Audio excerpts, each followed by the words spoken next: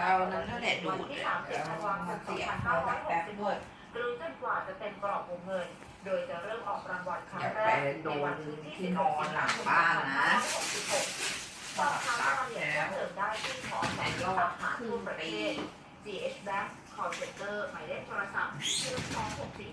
02-645-9000หรือที่ Facebook Fanpage ธนาคารอาคารสงเคราะห์หมดเวลาของรายการสลักข่าวในวันนี้แล้วนะคะกลับมาพบกันใหม่ในวันจันทร์หน้า 15 นาฬิกาถึง 15 นาฬิกา 30 นาทีที่นี่ TNN ช่อง 16 สวัสดีค่ะ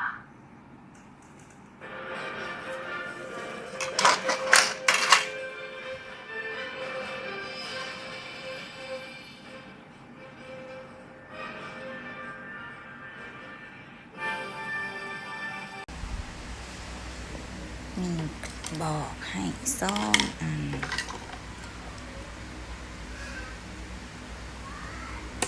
เสียดายไม่มีตัวกรองเปลี่ยน